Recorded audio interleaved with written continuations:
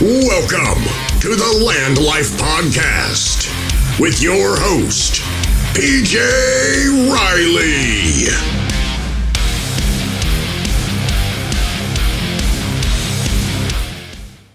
Hey guys, welcome to the Land Life Podcast. Guys, before we get started, don't forget, like, subscribe, 5 stars every single time. Guys, I'm never going to get good guests like Royal if I don't get 5 stars and I don't get people liking this podcast. So guys, real quick, I wanted to say something. I want to kind of let you know about the point of the podcast. I never really got into that at all prior to this, and I'll make it really brief. I'll give you the Cliff Notes version of this. Kind of the point of the podcast, I want to show you guys what's possible out there. I want to let you know, what you can do if you apply yourself. I want to tell you stories of people that I've heard. And I don't want it to be a story between me and that person. I want the whole world to get to hear these stories so you guys can see what's possible. That being said, my guest today, is Royal Mortier. Royal, how you doing?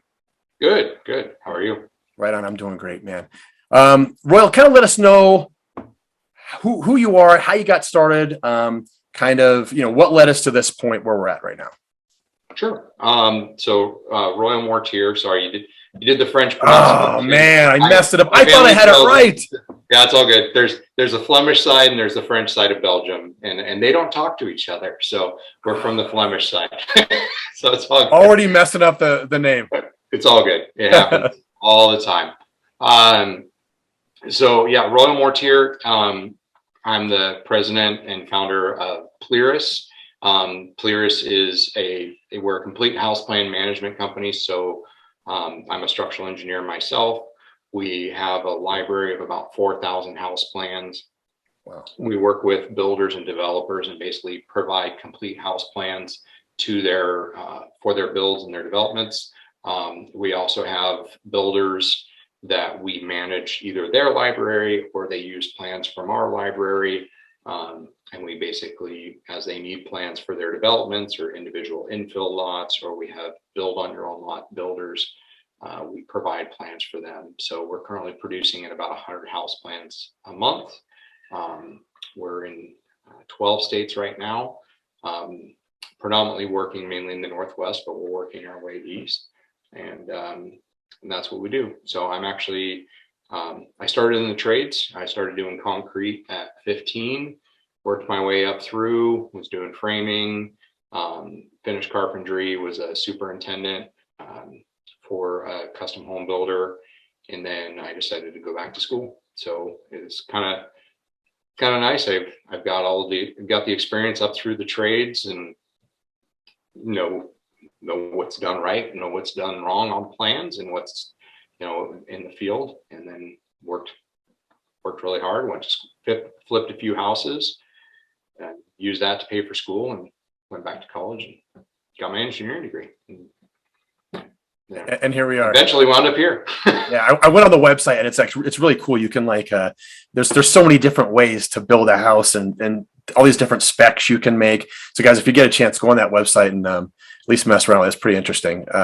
So if you're let's take us back even a little bit further. How did you get to young life growing up? What did that look like to get to the age of 15 when you started construction?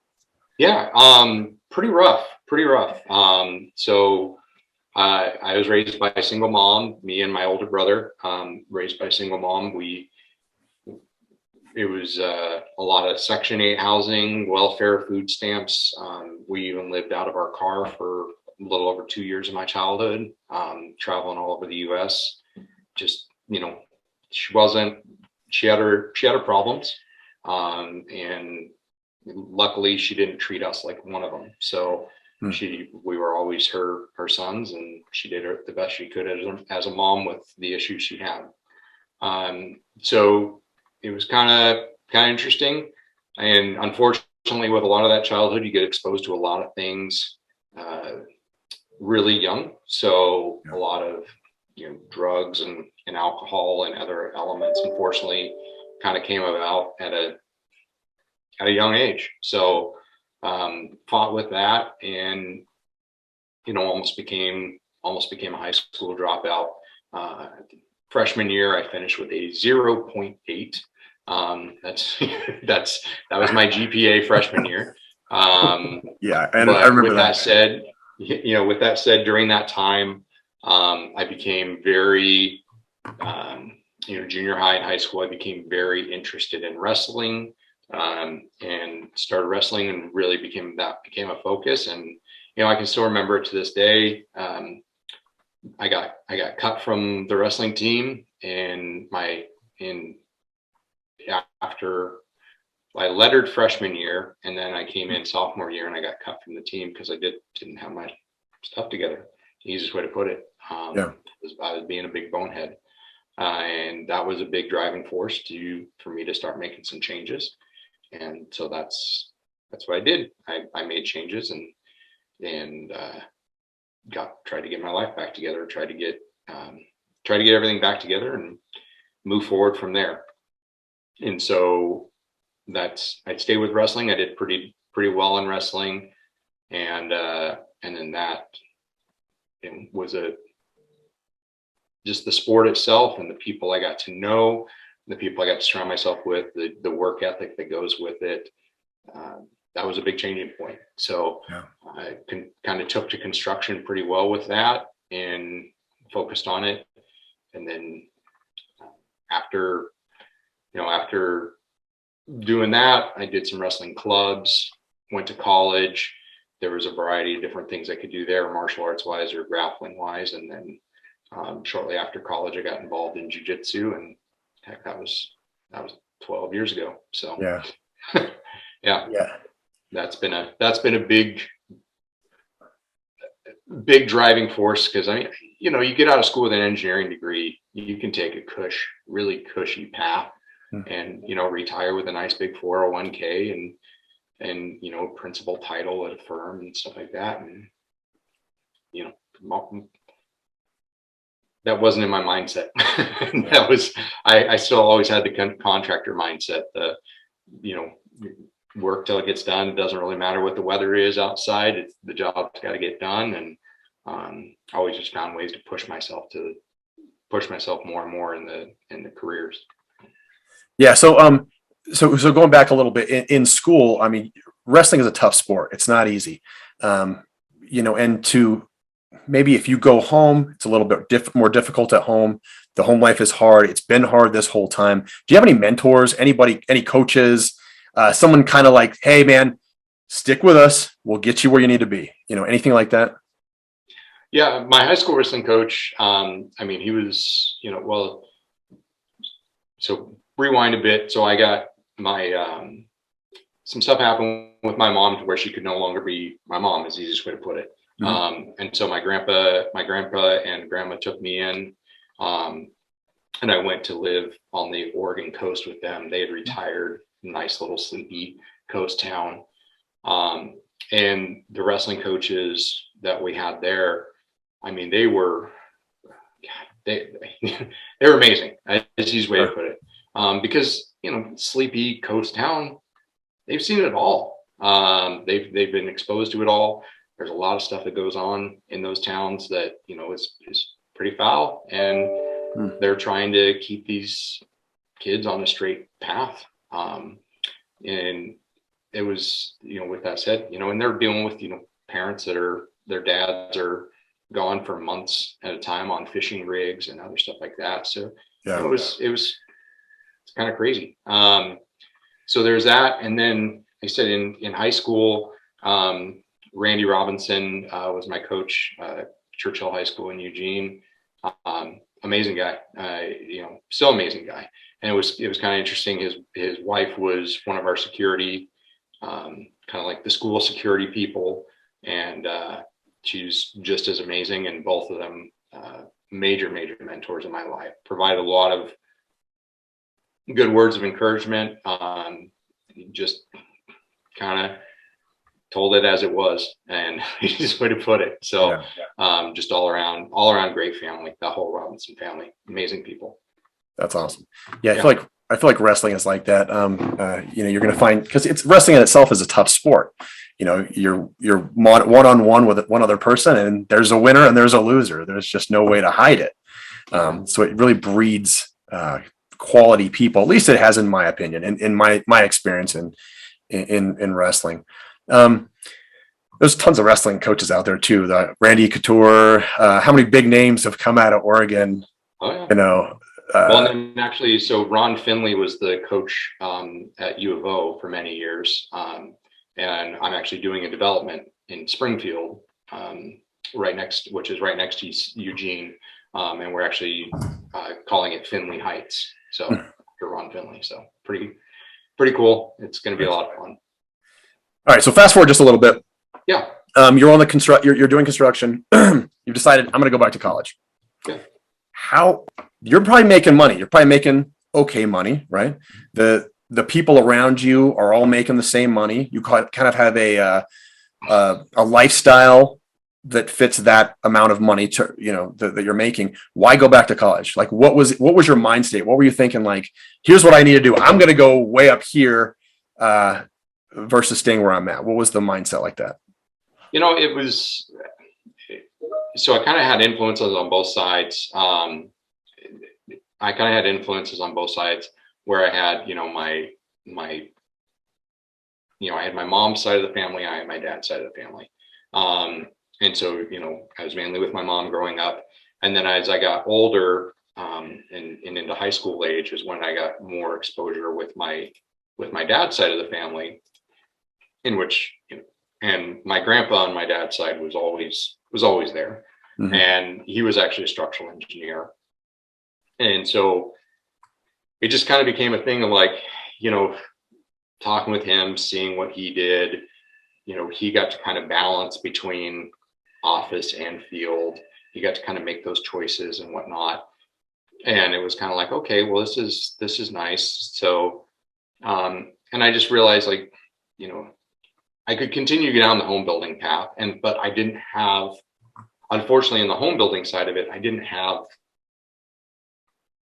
take the time to dive into it as much as I guess I could have at the time, or I didn't really have the exposure, the mentorship from the people I was working for into, hey, you could make just home building a career and, and do this. And, in hindsight, probably if I'd had that exposure, if I had had that example and seen what could be done as a lifestyle in doing that, I probably would have done that route.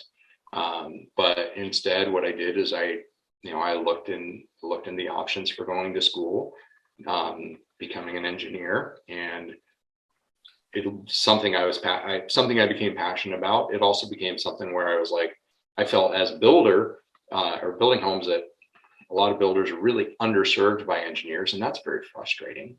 And so I was trying to find best options to go forward. And so what I did is I rehabbed a couple of houses, and I pulled the money out of those rehabs, and that's how I paid for school. Now, I mean, again, I could have probably just stayed with rehabbing houses and done really well. Yeah. But I decided to go the route that I did. And, I still have fun with it. Even post college, I've rehabbed multiple places. I still have investment properties. I do developing now. And it's just a different hat. Yeah. That's interesting. You answered one of the questions I was just about to ask. I was like, so how'd you afford college? I'm sure the guys that you were with in the world of construction weren't thinking of college because they thought the price tag. There's I can't afford. I mean, I don't know about what it's like up there, but currently in my state, the cheapest university is $25,000 per year. That's the lowest price university you can go to. So as a construction person, they're probably all thinking, we can't afford it. Let's kill it now. Instead, you decided, well, how can I afford it? Right. Earn some money, put that towards college, and kind of here we are. So I know with any business, and I've been on a really big kick on this. I'm not really sure why, but relationships is probably one of the most important things you can have. Quality relationships with other people in the field. How do you build relationships in your field? What are you looking for? Who are you talking to in order to build a relationship with other people in your field to make your business better? So PLIRIS is very interesting in that, we're an engineering firm, but we were developed, I developed it from the ground up for us certain key goals.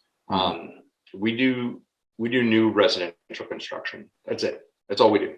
So we are geared towards servicing the home builder or individual one-off plan built type builder for residential only. I don't take everything under the sun, which is, people may say, well, why is that? Well, if you think about it, most trades are that way as well. Why engineering isn't that way, or has kind of been this misnomer of, hey, I just need an engineer, and any structural engineer can do this. Yeah, probably any structural engineer can do it, but who's going to do it more efficiently? The person that specializes in it, or the person that's like, yeah, I'll take that on. Yeah, I'll take that on. Yeah, I'll do that. And so that's where it came with the aspect of like, no, we're going to do this, and we're going to focus on this. Because having been a builder, I realized they were being very underserved. Now, how we network, how we grow, how we do these different things, a lot of it is our involvement in home builders associations. A lot of it is just, and with the other part of it is, a lot of it is just us servicing our clients well, us servicing our builders really well. And that builders talk with other builders and like, what is going well for us? What is working well for us? What isn't working well for us? And how do we grow from that? How do we find ways to improve? And that's really where a lot of that aspect is that we're trying to find ways to improve our services to our builders, to improve the builders, really make it a win-win relationship. And biggest thing I say is most builders, they don't like to change. The builders have been established for a long time. It's like, hey, I've been doing it this way for 30 years. I use that guy, and I use that guy for my plans, and I use that guy for my engineering, and that's who that's who does my roof, and they don't like change. So in that aspect of it, yeah, it's definitely been difficult to get our foot in the door with a lot of our clients. But once we get the opportunity and we show that, hey, this is what we provide, which we provide a lot of things that are very atypical to many engineering firms. Then they realize like, wow, this is a great service. Yes, this is something I've needed. Let's give this a try. And it's been very successful. With that said, unfortunately there's builders that the two things that are impossible to do in life: save somebody from themselves and get a politician to admit they're wrong. So the same thing applies with most businesses that you try and help. It's some businesses you try and come in and you help them, and then you just realize like, I'm trying to save you from yourself, and that's just not going to happen. So we're going to do the best we can here, and what happens. But and I feel like that's a lot.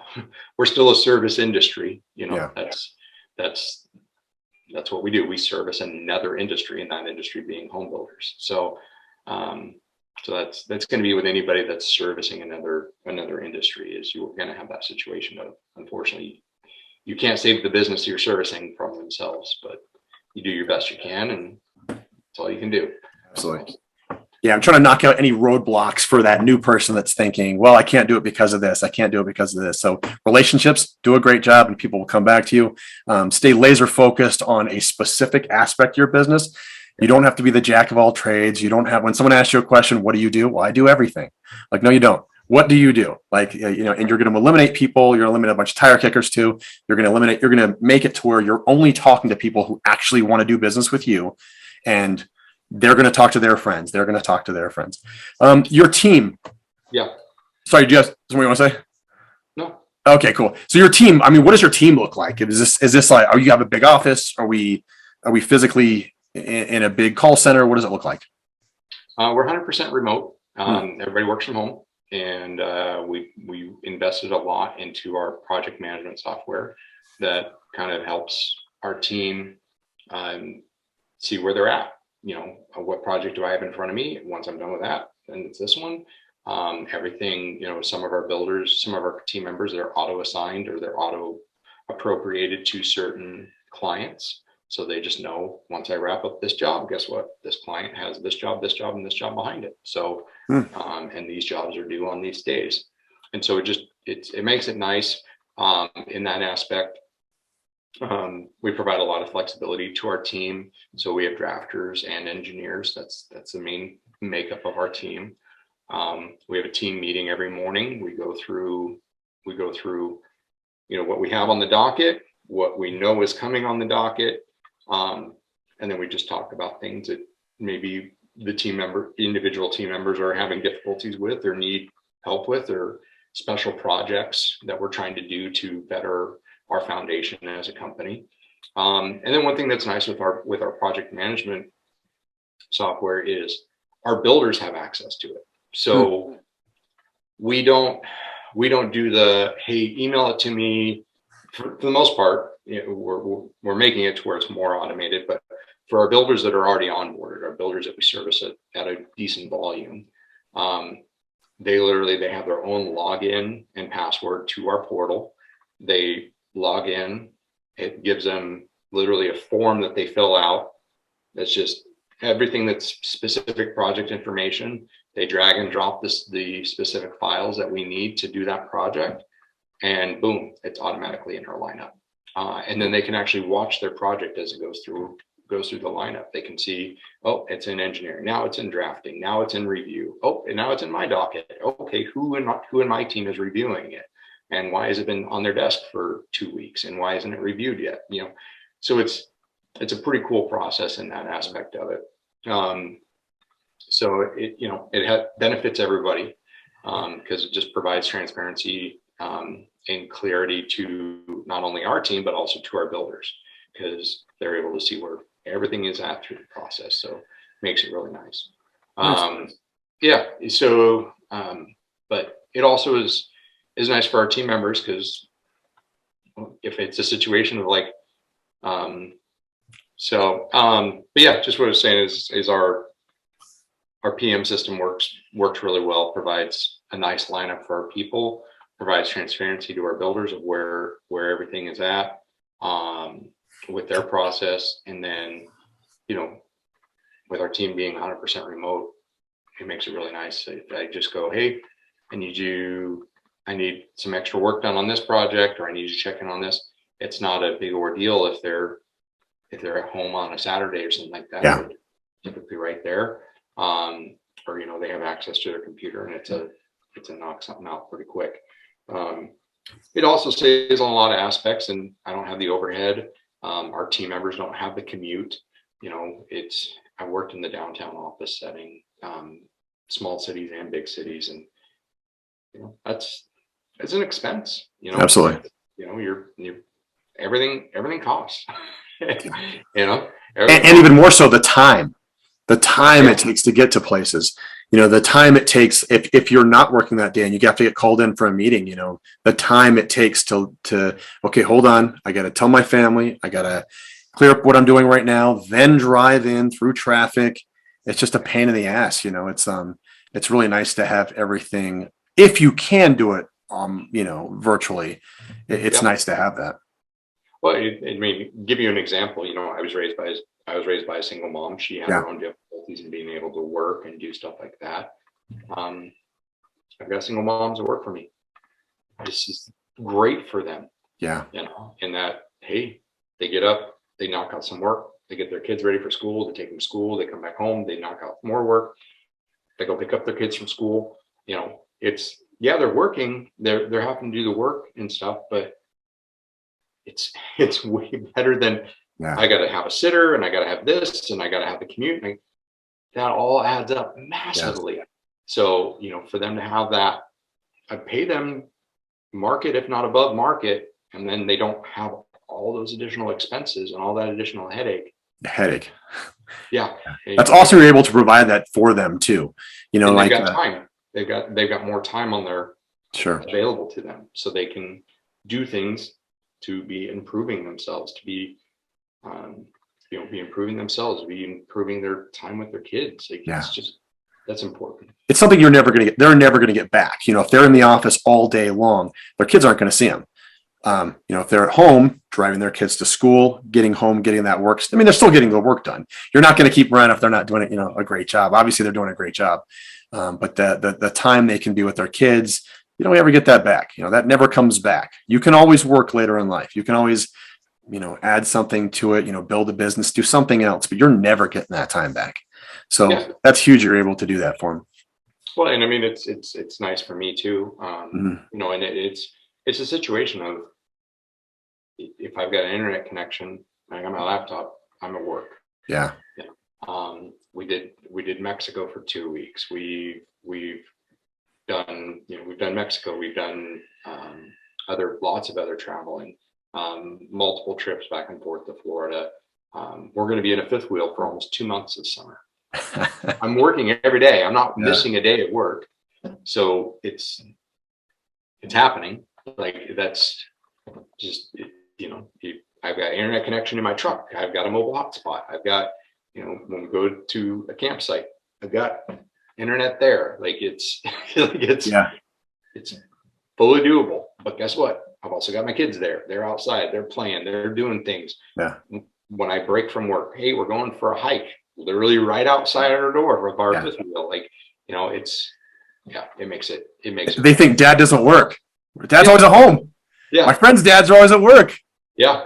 Yeah. I mean, it's definitely, it's definitely interesting. I mean, shoot, I was downstairs just a little bit ago having lunch, and my son got home from school. She's like, "Daddy!" Like, ran and jumped on me. It's like, so having the kids at home is pretty awesome. Yeah.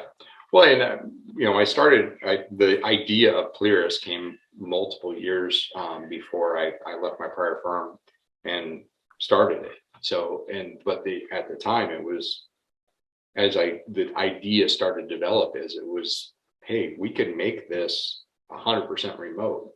Because as a president of an engineering firm, and I calculated out, I mean, cost per head for me to have an office and all of the admin and everything else, it's like over $2,000 a person.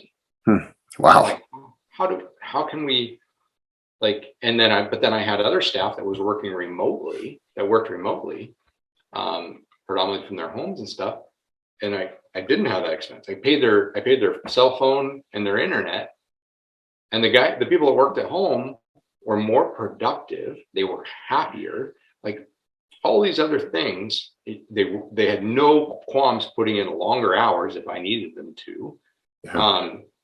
And there was just all these other positive aspects of it. And I was like, they cost me less, they're happier, they're more productive, so it's more efficiency. I have no qualms paying them a little bit more, which they really love, and they're saving money. Like, this is an all-around win-win from what the current model is of, hey, get up, go to commute to an office when everybody else is commuting, be upset, sit under fluorescent lights for 12 hours a day, and can't wait to leave and go home. The people that meander your time vampires that you're like, hey, dude, I'm just trying to get my work done and go home and be with my family. Like, stop coming and draining my time. Like, dealing with those people, like, no, don't have any of that. That. So, real quick, the name PLIRIS. Yeah, it's Greek for complete. So that's our company promise, complete plans, period. So when people buy a set of house plans, we determine a price. That's the price they pay, period. That's what it is. Okay. Yeah. Okay. I want to shift gears here because I know we talked about something before. You took the wrestling that you did in high school, and you kind of rolled it in to a new sport following high school into adult life. What was that? Jiu Jitsu. Yeah. And what made you get into Jiu Jitsu? Like, what made you think, okay, I like building homes, so I also like strangling people, though. That's something I kind of want to do. I sit in the office, I'm like, God, I just want to choke somebody right now. Like, what made you think, like, I'm going to go over here and, like, learn to choke a guy? So, it kind of came about almost the same way that wrestling came into my life. I was at a really low point. I was at a real low point. I thought I was in a positive place, but really I wasn't. So, I served in the military. Also, I served in the National Guard, and while I was doing construction and stuff, and then, I got out, went back to school, and then when I got out, I went to work for the Army Corps of Engineers. and kind of got bounced around, and basically I got put in downtown Sacramento. They put me there in a hotel, so I was going to live in a hotel for like 6 months. Yeah. While I worked at their office, and it was kind of a, it was pretty lonely. I was newly single, working in downtown Sacramento. I was never really a bar scene, go out drinking, partying kind of person. That was never my area. That's just not my bag. And being a wrestler, I still had prior friends that were wrestlers that I had ran into, and a lot of them had kind of transitioned into Jiu Jitsu. Some of them even went into the UFC and did pretty darn well.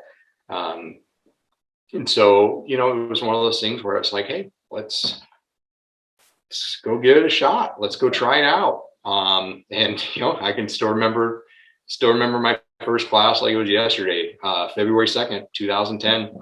I rolled into Casio Warnick's in Sacramento there, and proceeded. I came in at, I was 27, 28. I walked around about what I walk around out now, about 215, 220. Went to the gym a lot. I worked out a lot, but there's grappling shape, and then there's gym shape. And, so here I was 28, 215, 220 pounds. And, the first guy I went against was a 16-year-old blue belt, which is just the second belt. He weighed maybe 140 pounds. And I proceeded to fight for my life for 5 minutes. But he's only 16. Yeah.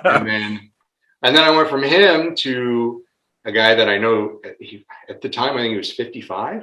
He was 55 years old.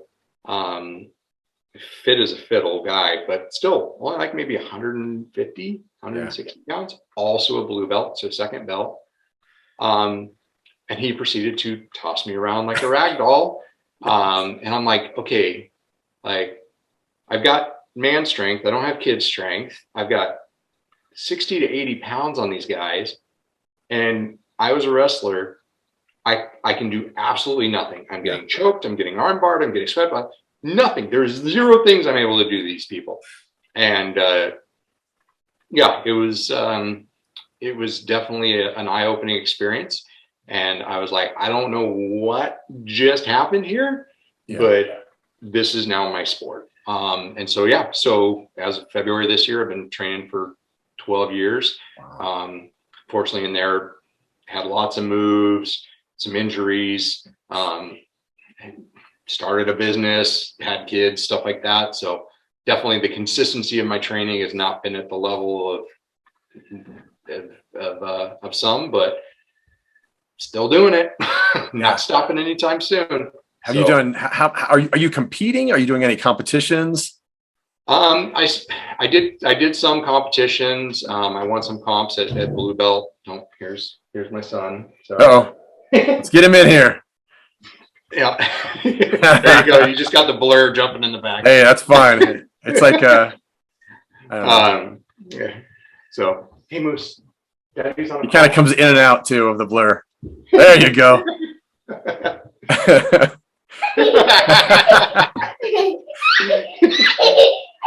Could you do that in an office? Could you do that in an office? Exactly. Nowhere else can you do that.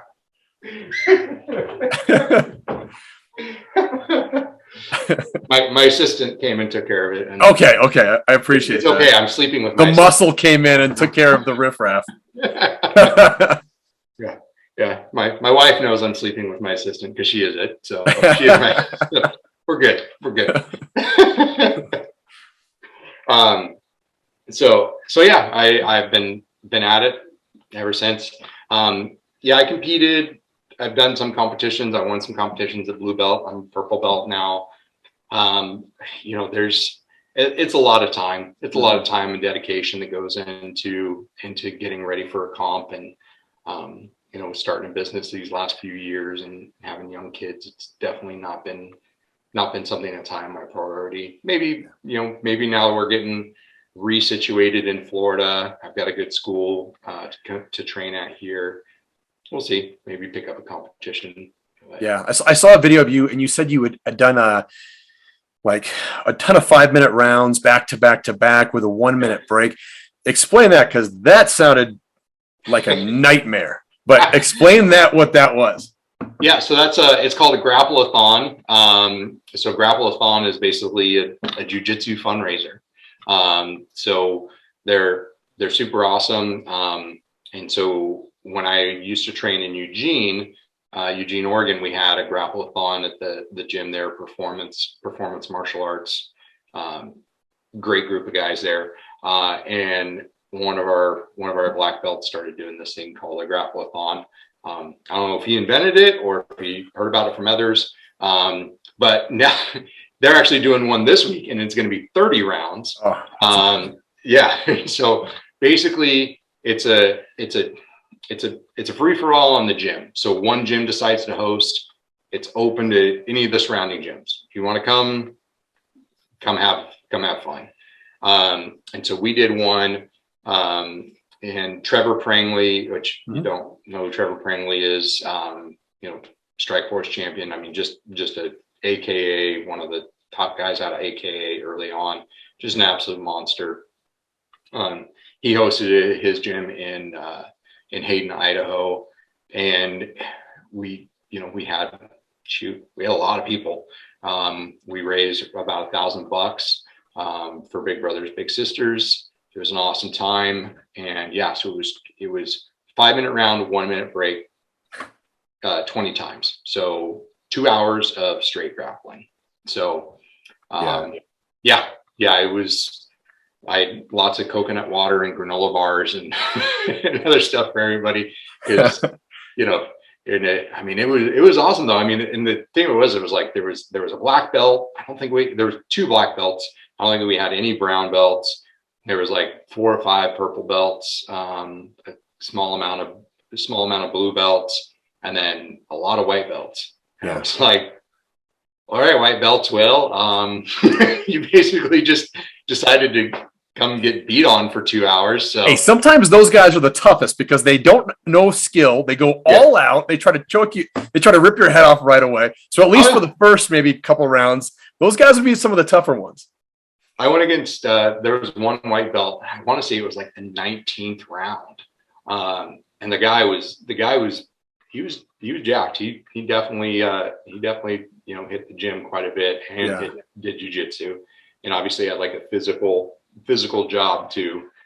And, dude, I was like, dude, I'm 40. This is not, I'm 40. It's been almost 2 hours. Like Let's go half speed. Let's just go half speed. Yeah, you're going like you're fresh. Like it's been almost 2 hours. Like this is. Yeah, and for any of you that have never trained jiu-jitsu, 5 minutes is a long time. And you may think, well, I got a 1-minute break. That 1 minute is nothing. That 1 minute gives you time to look across the room and realize you're about to go against another beast. Yeah. All it does is give you enough time to walk across the mat to the next guy. Then you lock up and it's go time. 5 minutes is an eternity to be wrestling. If you don't think that, try wrestling with your kids for 5 solid minutes and see how tired you are. Just your kids. And just I put it this way. So, a UFC fight, a championship bout is 5 rounds, 5-minute rounds. Cool. Do 4 of those in a row. Yeah. Yeah. Like, you ever seen the guys when they're done? I mean, yes, they're getting punched. Like, that's a different story, but it's like, okay, do you think any one of them could do 4 championship fights back to back? Yeah. Like, and then the jiu-jitsu too, you're not disengaging. You're most likely engaged the entire time. So some aspect of your body is moving in conjunction with the opponent the entire time. You're locked up for the entire time. I mean, that 1 minute is just enough to get away from that guy to get to the next guy to lock up with that dude. But yeah, that sounds. I've never done anything like that. That sounds exhausting. Yeah. So, and then there's prizes, like if you finish all 20 rounds, you get prizes, and or like the one that is actually at performance this weekend, May 7th, is 30 rounds. I'm just like, I'm not going to make Good on you. Good on you. Yeah. I got kids sports that week. I can't make it. Yeah. Something. Yeah. We're in Arte together in a mastermind group, and a lot of those guys are doing jujitsu or kickboxing or Muay Thai, boxing. You think it's just a high level business group, but these guys are also killers, man. Yeah. It's not like just a nice group of delicate flowers. I mean, these guys they're pretty tough dudes. Well, there's a lot of lessons with jiu-jitsu that really apply just to life and business. And there's a ton of lessons. And, the biggest thing I could say is, the biggest thing I can say with jiu-jitsu or with just anything in general is if you want to get good at doing hard things, do hard things. Yeah. That's it. Just do hard things. They'll get easier and you get better at them. And then you do harder things and you keep progressing from there. You have to, I call jiu-jitsu my voluntary adversity, because I'm literally volunteering to go to the mats and put myself in compromising situations that I have to physically and mentally get out of. Yeah. And try and dominate in. And that's what it is. And I mean, it's some days you're feeling great and you're out there and you're whooping up on everybody, and then other days it's just not there, and you are the nail. You are getting beat up by people that are lower belts than you, by people that are old. Like it doesn't matter. It just but that's business as well. Absolutely. Yeah. And the other big thing that I'd say is, there's a lot of humility that comes with it. I mean, I could have easily had an ego my first time stepping on the mats, like, no, this isn't right. Like, I'm bigger than this person and I'm strong and I'm this and I'm that, and just been offended by it and all this other stuff. But no, I went, wow, okay. I just got my ass handed to me by a 16-year-old that I've got 80 pounds on and a 55-year-old that I've got 60 pounds on. What are they doing that I don't? What are they doing, or what do they know that I don't know? And let's have that humility, because I mean, if something went down, if something happened on the street, even prior to me going in and training jiu-jitsu, probably could have handled myself. Somebody tries to hurt me or hurt my family or hurt a friend, probably could have handled myself in most cases against somebody else.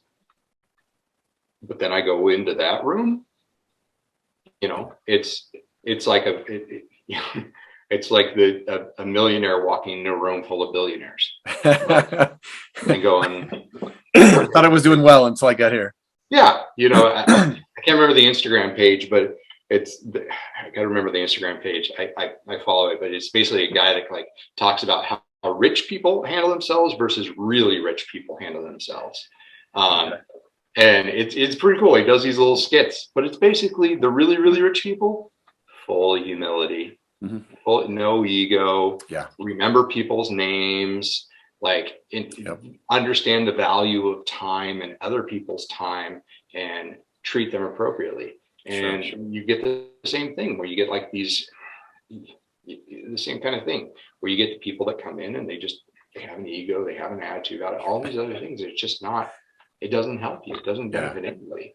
And I've seen it turn out, in jiu-jitsu, I've seen it turn out really bad for people, just like it turns out really bad for people in business. Yep. Yeah, it's a great metaphor for life. Like martial arts, all combat type martial arts are roughly the same.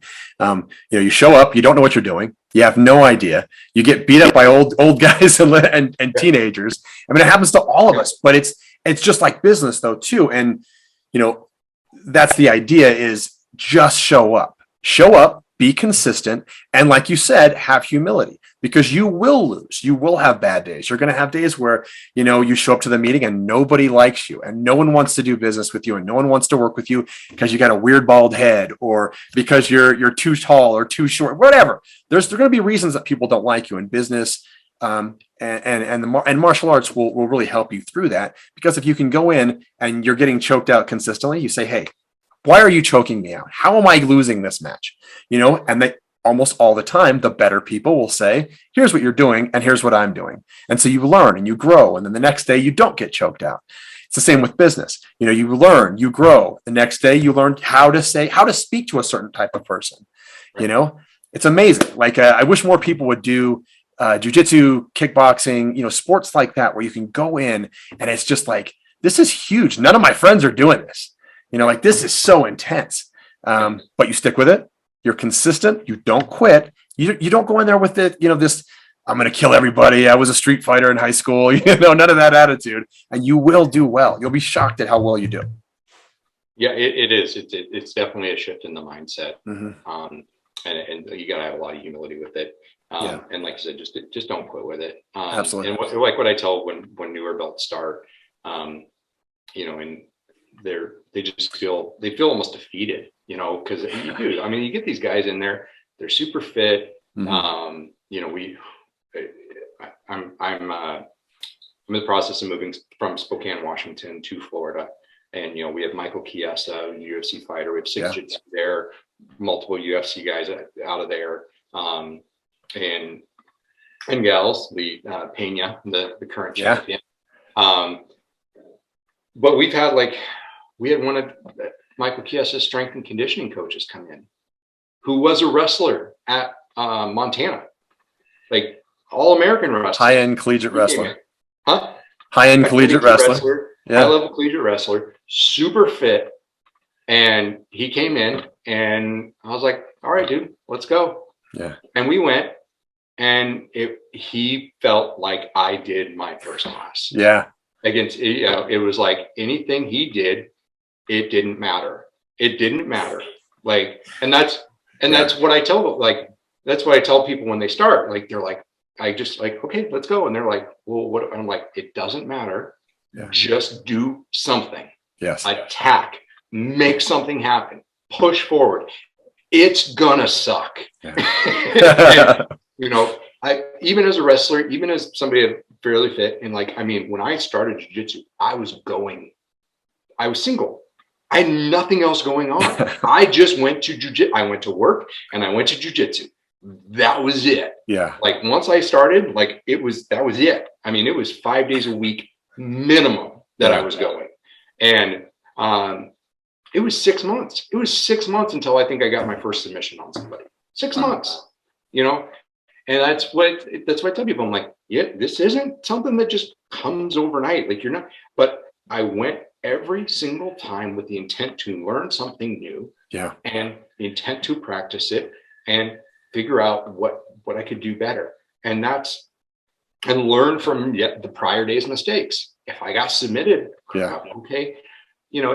But the other part of it is, just like in business, when you first start out, everything's submitting you.